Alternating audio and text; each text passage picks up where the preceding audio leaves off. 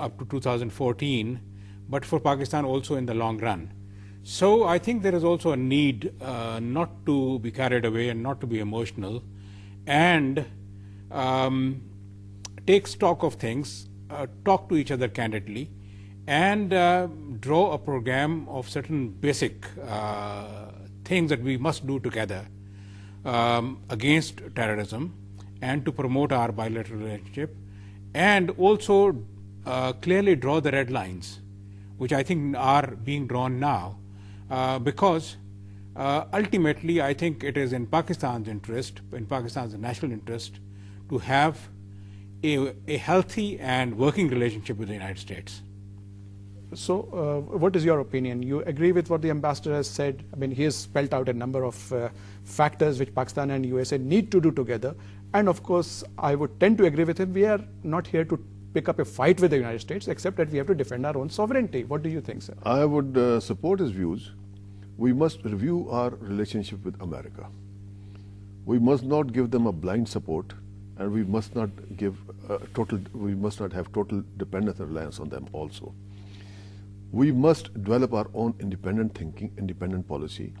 What the defense minister has said now, this should have been said at least 10 years back. But as they say, better late than never. So at least I'm happy that some positive steps are being taken in the direction that our national sovereignty is being established. And we must work and act as a sovereign state, and we are. So with Americans, we have to review our relations in every field, be it defense, be it economy, be it trade or anything, And we should develop a strategy or a policy where our dependence on the foreign donors is reduced gradually. We just can't cut it off, and we don't have to annoy or pick up enmity with America. No, we don't desire that. That is not in the national interest of Pakistan. The national interest of Pakistan is to keep a working relationship with America and shifting more gravity towards your own self in a manner that your dependence on America is reduced. So that these are sound suggestions from both of you. But how do we tackle the terrorism that has permeated in our society now? You see, terrorism, we must understand the reasons. One reason is the foreign presence in Afghanistan. If there was no foreign presence in Afghanistan, for example, before 9/11, there was hardly any terrorism in Pakistan.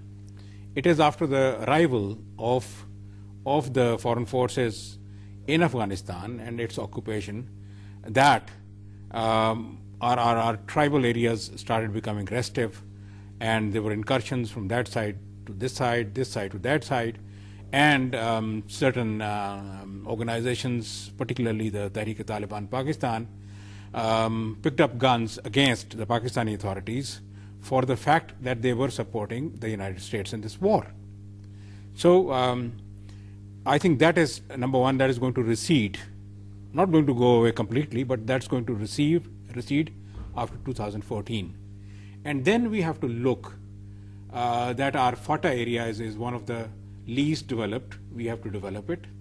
We have to organize and develop a merit-based society in which the opportunities are equally offered to everybody and nobody feels marginalized or left out.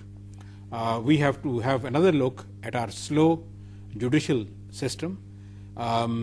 So we have to have another look at our social contract. The state has to be more caring to the people. So all this gambit, and now I come back again, are our foreign policy also.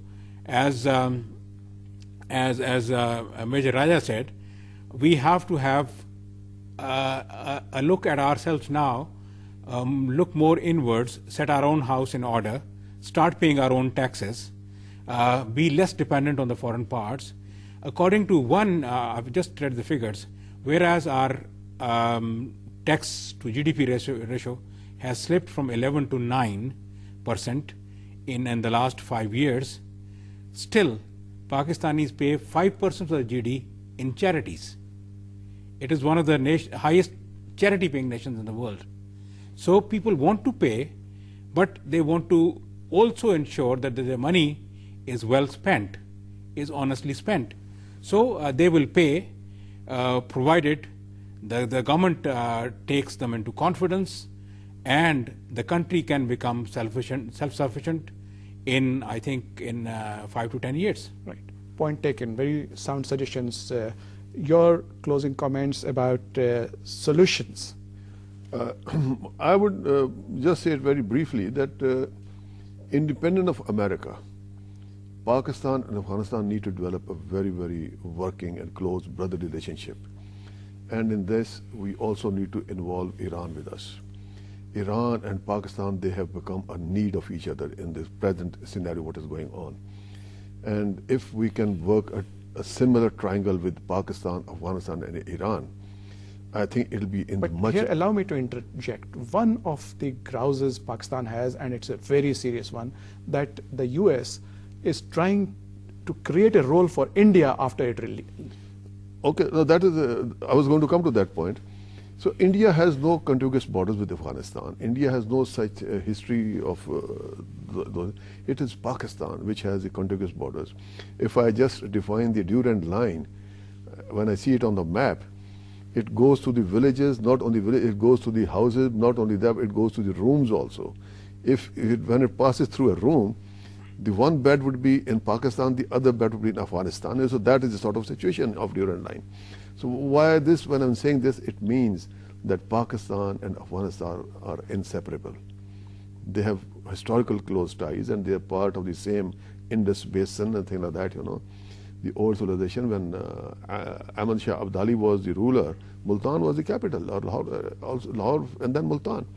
So we have had a common history, we have common goals, and we have common future also.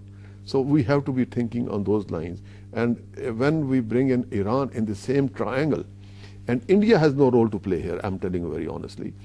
India has benefited without losing a soldier. Your absolute final comments now, so we are going to close the program. India has benefited, we have suffered. India has benefited because it forms part of that triangle where India, Israel, and America come in. And that is a triangle which is the future danger to the world. And we have to see and ensure our peaceful living in the area. And if we have to deal with India, we can deal from Wagah border also. Right. So viewers, with that we come to this very constructive debate in which both our participants not only analyze the current situation, the problems that exist as far as trust deficit is concerned between the three major players in the region, Pakistan, Afghanistan, and USA. But having said that, they have also come up with very constructive solutions, how to tackle the problem, how to reduce the tension between the three, as well as how Pakistan needs to look inwards and find a local solution so that the war against terror, which has become one of our major problems, is tackled permanently, because we need to catch the bull by horns and remove it forever. I would like to thank you, Ambassador Javed Hafiz and Major Raja Mujtaba. Thank you so much for your cogent comments. We will see you next week, inshallah. Allah Hafiz.